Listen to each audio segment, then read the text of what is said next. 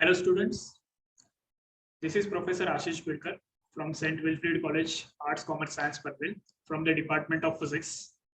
This is our lecture 4 from the series Classical Physics. In last lecture, हम लोगों ने देखा applications of the Newton's laws of motion. इस lecture में हम लोग देखने वाले हैं एक और application Newton's law of motion का, जिसमें हम लोग centripetal force के बारे में बात करेंगे. And then we will see some important concepts, that is work and work done by a constant force. So पहले हम लोग एक एप्लीकेशन कवर करते हैं और मतलब एक एग्जांपल कवर करते हैं सेंट्रीपिटल फोर्स पे, जिसमें हम लोग Newton's law of motion use करेंगे. So our example is what is the maximum speed of a car. तो मैक्सिमम स्पीड ऑफ कार मतलब क्या है कि let us formulate the question कि क्वेश्चन है क्या. A car of 500 kg 1500 kg moving on a flat horizontal road negotiate a curve. मतलब क्या कर रही है, वो एक कर्व पाथ पे चल रही है as illustrated in the figure. तो फिगर में तुम लोग देख सकते हैं कि वो कार एक कर्व पाथ पे चल रही है. if the radius of the curve is 35 metre, मतलब अगर जो कर्व है वो कर्व ऑफ कोर्स एक सर्कुलर कर्व होगा, तो वो सर्कुलर कर्व का समझो रेडियस है 35 metre. And the coefficient of static friction between the tires and the drive pavement is 0.5. तो coefficient of static friction आप लोगों ने देखी यहाँ पे यूज किया 0.5. So find out the maximum speed of the car can have and still make the turn successful. तो successful turn के लिए कार का मैक्सिमम स्पीड क्या होना चाहिए हम लोग कैलकुलेट करेंगे, क्योंकि अगर कार कर्व पे चल रही है तो एक पर्टिकुलर स्पीड पे ही वो कार जो है वो कर्व को पर्टिकुलर ये कर सकती है, कर्व को ट्रेस कर सकती है. अगर उस स्पीड से अगर वो ज्यादा स्पीड से चली तो कार जो है वो कर्व से उतर जाएगी, या फिर जो रोड जो है सर्कुलर रोड उससे वो नीचे उतर जाएगी. ठीक है. So you can C in the diagram कि कार के ऊपर जो फोर्स है that force is nothing but the centripetal force, क्योंकि वो जो है वो टुवर्ड्स द सेंटर है. ठीक है. So for free body diagram you can see that there are three forces which are acting on the car. First is the centripetal force, which is acting in the direction of the center of the circle. The second is nothing but the y directional force, that is nothing but the normal force which is acting on the upward direction, and the downward directional gravitational force mg. ठीक है.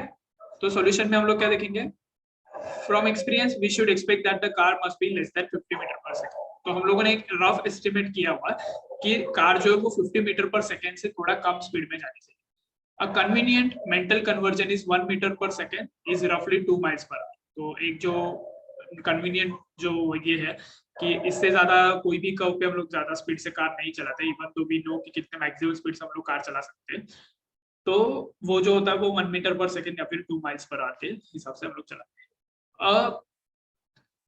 In this case, the force that enables the car to remain on the circular path is the force of the static friction. तो इसमें क्या है कि force of static friction जो है वो static friction कार को जो है वो कार को एक particular curve में circular path में रहने के लिए मदद करता है. So because no slipping occurs at the point of contact between the road and the tire, the force acting is static friction directed towards the center of the curve. तो जो static friction का जो force है that is acting directed towards the center of the curve, and in this force the static friction were zero. For example, if the car were on the icy road, the car would continue in a straight line and slide off the road. So basically static friction zero कब होगा, जब वो icy road पे चलेगी, क्योंकि icy road जो होता है वो बहुत ज्यादा स्लिपरी होता है, तो उसकी वजह से क्या होगा कि वो कार जो है वो कार स्लिप हो जाएगी और वो एक स्ट्रेट लाइन में चली जाएगी. So we can see that कि जो सेंट्रीपिटल फोर्स है वो बैलेंस हुआ है, कोएफिशिएंट जो फ्रिक्शनल फोर्स है उससे वो बैलेंस हुआ है. सो Fs is equal to Fb square upon r. तो अगर हम लोग मैक्सिमम वैल्यू निकालना चाहते हैं तो मैक्सिमम वैल्यू क्या हो जाएगा, Vmax is equal to Fs max. Vmax क्या हो जाएगा, square root of Fs max r on m. तो यहाँ पे अगर हम लोग देखते हैं तो उसका मैक्सिमम वैल्यू ये आया बराबर. तो हम लोग क्या करेंगे, कोएफिशिएंट ऑफ स्टैटिक फ्रिक्शन जो है उसका जो फोर्स है वो फोर्स को हम लोग उसे एक्सप्रेशन के साथ चेंज करेंगे. तो μs is nothing but the coefficient of static friction, m is nothing but the mass, g is equal to gravitational acceleration, and r is nothing but the radius of a circular path. So यहाँ पे हम लोग देख सकते हैं कि मास जो है वो मास टर्म कैंसिल हो गई है, तो वो कार किसी भी मास के ऊपर कोई फर्क नहीं पड़ता, मास के ऊपर उसका जो मैक्सिमम वेलोसिटी है वो मैक्सिमम वेलोसिटी डिपेंड नहीं करता. ठीक है. तो we get an expression for Vmax is equal to square root of μs, that is nothing but coefficient of static friction, into g into r. So of course coefficient of static friction कितना है हमारा 0.5, जी कितना है 9.8 metre per second square है, और are जो है वो कितना है 35 मीटर है। सो अगर हम लोग इसकी वैल्यू कैलकुलेट करते हैं तो ऑफ कोर्स हम लोगों ने जो वैल्यू एस्टिमेट करके रखी थी 50 मीटर पर सेकंड, उससे बहुत ज्यादा कम आई है, that is nothing but 13.1 metre per second. तो जो कार एक रोड पे चल रही है जिसका कोएफिशिएंट ऑफ स्टैटिक फ्रिक्शन 0.5 है, तो उसका जो मैक्सिमम स्पीड रहेगा वो मैक्सिमम स्पीड क्या रहेगा, अगर वो रेडियस 35 मीटर का है तो मैक्सिमम स्पीड कितना रहेगा 13.1 metre per second. So this is our standard equation. We can take it as a standard equation. That is nothing but Vmax is equal to mu s g r का square root. So where mu s is nothing but coefficient of static friction. क्योंकि इसके पहले हम लोगों ने जो भी example किए वो एग्जांपल में हम लोगों ने coefficient of static friction use नहीं किया था, क्योंकि इसमें हम लोगों ने जो भी एनवायरनमेंट लिया था वो एनवायरनमेंट फ्रिक्शनलेस लिया था। मतलब जो पेंडुलम था हमारा कोनिकल पेंडुलम, वो कोनिकल पेंडुलम ऐसे एनवायरनमेंट में मूव कर रहा था जिस एनवायरनमेंट में एयर नहीं, तो इसलिए वहां पे फ्रिक्शन फोर्स नहीं है, ड्रैग फोर्स जो होता है वो नहीं है। या फिर हम लोगों ने जब बॉल सर्कुलर मोशन में मूव किया था तब उसमें भी हम लोगों ने ये कंसिडर किया था कि कोई एयर फ्रिक्शन वहां पे अवेलेबल नहीं है, लेकिन यहाँ पे फ्रिक्शन अवेलेबल होने की वजह से हम लोग को यहाँ पे कोएफिशिएंट ऑफ स्टैटिक फ्रिक्शन डालना पड़ा। ठीक है, so this is our last example from the Newton's law of motion, जो हम लोगों ने सर्कुलर सेंट्रीपिटल फोर्स या फिर सेंट्रीपिटल एक्सेलरेशन के बारे में पढ़ा था। Now we will go to the next concept, that is nothing but work. Okay, so work is done by the force acting on the object when a point of application of that force moves through some distance and force has a component along the line of motion. So work क्या होता है, work is nothing but force acting on the object. अगर हम लोग कोई object के ऊपर force लगाते हैं तो वो फोर्स लगाने की वजह से जो ऑब्जेक्ट एक पर्टिकुलर डिस्टेंस से एक पर्टिकुलर डिस्टेंस तक ट्रैवल करता है तो उसका जो प्रोडक्ट होता है that is nothing but a work. तो of course force has a component along the line of motion, जो लाइन ऑफ मोशन है, मतलब जिस लाइन के अलोंग ऑब्जेक्ट का डिस्प्लेसमेंट हुआ है फोर्स की वजह से, वो डायरेक्शन में क्या रहेगा या फिर उस डायरेक्शन में हमारा जो फोर्स रहेगा तो उसके हिसाब से हम लोग वर्क कैलकुलेट कर सकते हैं। So understand this, we will consider a simple example. तो एग्जांपल में हम लोगों ने क्या कंसीडर किया है कि you can see that there is a duster, तो वो डस्टर पे हम लोग एक पर्टिकुलर फोर्स अप्लाई कर रहे हैं पर्टिकुलर एंगल में, और उसका जो डिस्प्लेसमेंट है वो displacement towards right. So in first figure we can say that कि हमारा जो एंगल है with respect to the surface वो बहुत ज्यादा है। दूसरे इसमें हम लोग देख सकते हैं कि जो विद रिस्पेक्ट टू सरफेस जो हमारा फोर्स है वो बहुत मतलब एंगल जो है बहुत कम है, और तीसरे में हम लोगों ने फोर्स जो है वो force is perpendicular to the surface लिया हुआ है। तो हमारे पास तीन केसेस है और तीन केसेस में हम लोग अगर फोर्स लगाते हैं तो हर एक केसेस में फोर्स अलग अलग आता है। तो इसके हिसाब से हम लोग ये मतलब इसके हिसाब से हम लोग क्या कर सकते हैं, हम लोग वर्क को डिफाइन कर सकते हैं कि हम लोग फोर्स किस डायरेक्शन में लगा रहे हैं और किस डायरेक्शन में डिस्प्लेसमेंट हो रहा है, उसके हिसाब से हम लोग वर्क को डिफाइन कर सकते हैं। So force is applied on the checker board eraser, chalk board eraser and eraser slides along the, तो जो भी ट्रे था उसके अलोंग वो जो इरेजर है वो इरेजर मूव कर रहा है। So if we are interested in how effective the force is moving the eraser, we need to consider not only the magnitude of the force but also the direction, कि हम लोगों ने किस direction में force लगाया और किस direction में वो मूव कर रहा है। So of course अगर हम लोगों ने फिगर 1 और फिगर 2 देखा, so if we assume that the magnitude of the applied force is same in all the three photographs, अगर तीनों के तीनों फोटोग्राफ्स देखोगे तो इसमें अगर हम लोगों ने जो फोर्स लगाया वो अगर हम लोग अज्यूम करते हैं कि तीनों के तीनों में जो फोर्स है वो फोर्स कांस्टेंट है, तो we can see that figure 2 does more to move the eraser than to push in a figure 1। तो फिगर 2 जो है उसमें अगर हम लोग देखेंगे तो उसमें जो फोर्स लगा है वो फोर्स की वजह से जो डिस्प्लेसमेंट होगा वो डिस्प्लेसमेंट बहुत ज्यादा होगा as compare to figure 1। Okay, क्योंकि अगर तुम लोग फिगर 3 में देखोगे तो फिगर 3 में जितना angle with respect to surface बढ़ते जाता है उतना एंगल वो उसकी वजह उतना जो फोर्स है वो फोर्स कम लगता है, या फिर उसका जो डिस्प्लेसमेंट जो है वो डिस्प्लेसमेंट कम हो जाता है।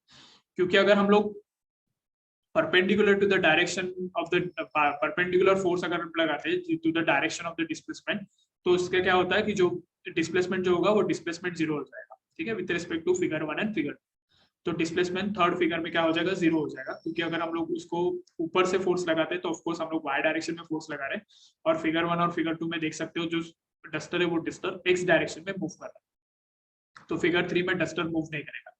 सो फिगर 3 में क्या है situation, when the applied force does not move the eraser at all regardless how hard you push it।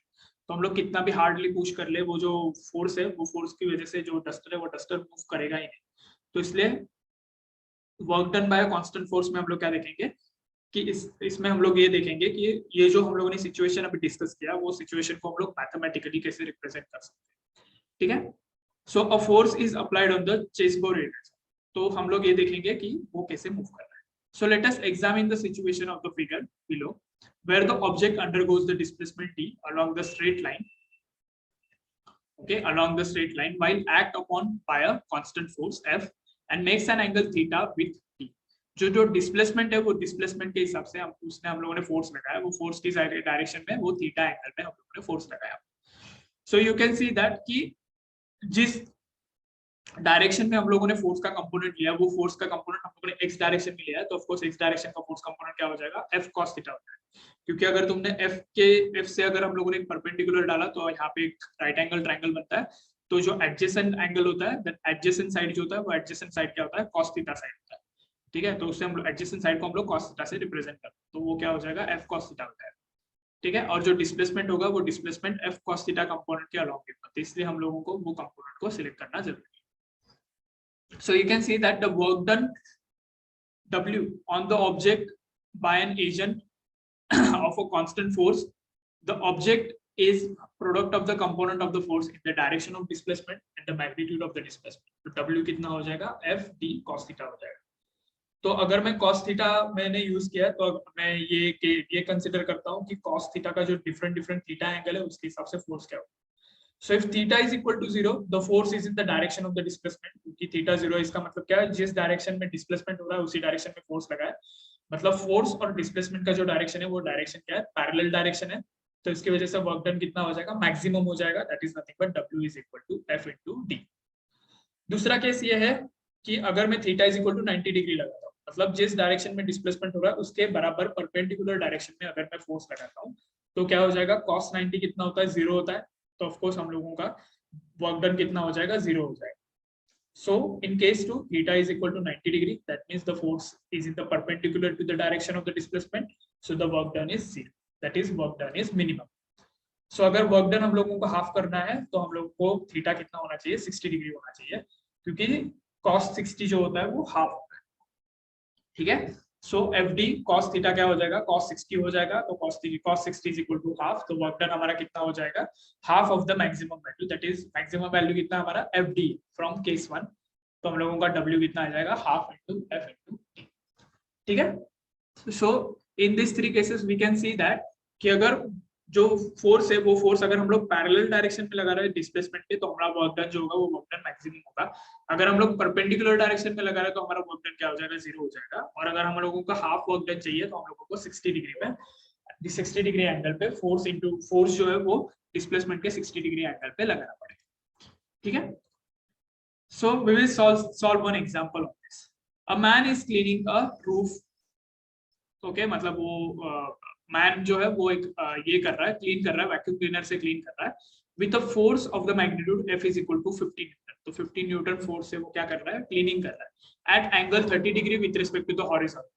with respect to horizontal वो कितना एंगल पे है, वो 30 डिग्री एंगल, ठीक है। और फोर्स वो कितना लगा रहा है, 50 न्यूटन का फोर्स लगा रहा है। Calculate the work done by a force on a vacuum cleaner as vacuum cleaner is displaced 3 meter to the right। तो जब वो क्लीन कर रहा है तो वो वैक्यूम क्लीनर को खींच रहा है एक पर्टिकुलर डायरेक्शन में, मतलब टुवर्ड्स द राइट खींच रहा है, तो वो खींचने के टाइम पे वो अगर फोर्स लगाता है तो फोर्स की वजह से उसका जो डिस्प्लेसमेंट है वो डिस्प्लेसमेंट कितना हो रहा है, 3 मीटर हो रहा है, और जो फोर्स उसने लगाया वो 15 न्यूटन का समझो उसने फोर्स लगाया, ठीक है। तो वो जो वैक्यूम क्लीनर है वो वैक्यूम क्लीनर कितना आगे जाएगा ये हम लोगों को कैलकुलेट करना है, कितना आगे जाएगा या फिर वो कितना हम लोग उसके ऊपर वर्क डन कर रहे हैं वो कैलकुलेट करना है, क्योंकि हम लोगों को पता है कि डिस्प्लेसमेंट 3 मीटर है। So let us solve this example. तो उसके लिए पहले हम लोगों को क्या करना पड़ेगा, हम लोगों को फ्री बॉडी डायग्राम देखना पड़ेगा। तो फ्री बॉडी डायग्राम में क्या है, ऑफ कोर्स जो नॉर्मल फोर्स है वो नॉर्मल फोर्स कितना रहेगा, अपवर्ड डायरेक्शन में रहेगा, और जो डाउनवर्ड फोर्स रहेगा वो फोर्स ऑफ ग्रेविटी रहेगा mg डाउनवर्ड डायरेक्शन में, that is opposite direction to the direction of normal force. और हम लोगों का जो फोर्स है वो फोर्स 30 डिग्री एंगल में with respect to the horizontal, और फोर्स का ये कितना है, वैल्यू कितना है, 15 newton. So because the add us clarifying which force are acting on the object being considered, we are drawing the free body diagram। तो इसलिए हम लोगों ने क्या किया है, फ्री बॉडी डायग्राम ड्रॉ किया ताकि हम लोग इंफॉर्मेशन गैदर कर सकें। और अगर हम लोग देखेंगे तो y डायरेक्शन जो है वो y डायरेक्शन अपवर्ड डायरेक्शन है और x डायरेक्शन हम लोगों ने क्या लिया हुआ है हॉरिजॉन्टल डायरेक्शन लिया है, तो the direction of the surface of the displacement, मतलब जिस सरफेस पे वो वैक्यूम क्लीनर डिस्प्लेस हो रहा है उस डायरेक्शन को हम लोगों ने क्या लिया हुआ है x डायरेक्शन में, और उसके परपेंडिकुलर डायरेक्शन को हम लोगों ने y डायरेक्शन में। So let us solve the example. तो अगर तुम लोग देखोगे तो of course work done by the constant force कितना होता है F cos theta into d या फिर F d cos थीटा, कैसे भी लिखो, प्रोडक्ट है। सो F कितना है 50 न्यूटन है, cos कितना है 30 है डिग्री, तो थीटा कितना है 30 डिग्री और डिस्प्लेसमेंट कितना है 3 metre. If you calculate this you will get 130 newton पर newton metre. So newton metre that is nothing but work done, तो work done is nothing but, work done का और एक यूनिट होता है that is nothing but a joule, तो joule unit किसका है एनर्जी का, तो basically that much amount of energy we are using okay with the force of 50 newton to displace that vacuum cleaner 3 meters from its original position. ठीक है, so that's it for this lecture students. We will see in the next lecture कि work done by a changing force क्या होता है और उसके examples हम लोग solve करने की कोशिश करेंगे. So that's it for this lecture students.